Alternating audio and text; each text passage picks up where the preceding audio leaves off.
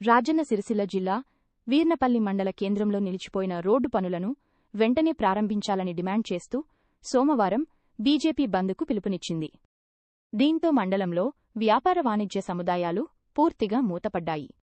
ఆగిపోయిన రహదారి నిర్మాణంతో రాకపోకలకు తీవ్ర ఇబ్బందులు ఎదురవుతున్నాయని అధికారుల నిర్లక్ష్యాన్ని నిరసిస్తూ నాయకులు వీధుల్లోకి దిగారు.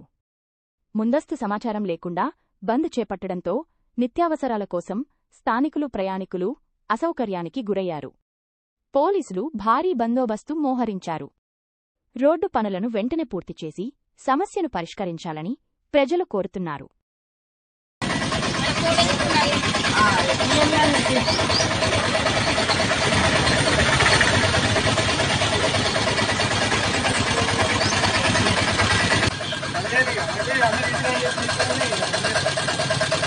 వచ్చిరాళ్ళు బీజేపీ వాళ్ళు ఏమన్నారు?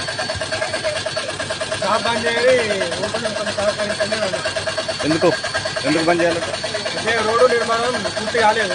రోడ్డు నిర్మాణం పూర్తి కావాలని చెప్పి బంద్ చేయాలి. రోడ్డు నిర్మాణం కావాలి, బాగా అవసరం అవుతుంది, ఇబ్బంది అవుతుంది. ఎక్కడ రోడ్ ఎక్కడ? వీర్నపల్లి పెద్ద రోడ్డు ఇది ఎలాడిపెట్టు మరిమట్ల పోయేతో వీర్నపల్లి గుంతలు మారింది.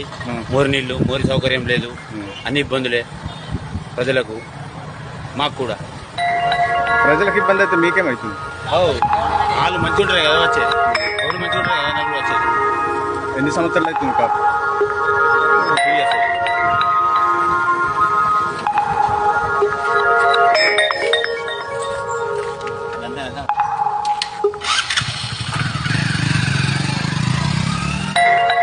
కాంగ్రెస్లు కానీ బీజేపీలు కానీ అంతా ఓట్ల గురించేమో కాళ్ళు చేతుల్లో పడతారు.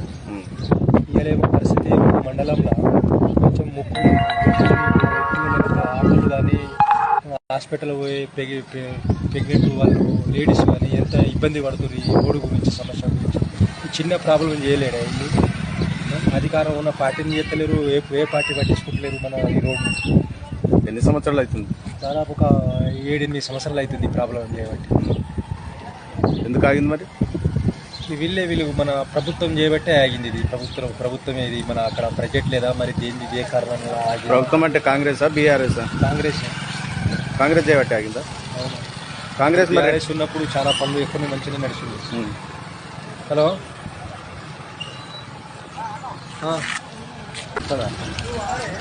బంద్ చేసి దేనికోసం బంద్ చేసినాం అన్నది మాట్లాడరాదు. మళ్ళీ అంతకంటే నువ్వు బంద్ చేసారు కదా అంతే.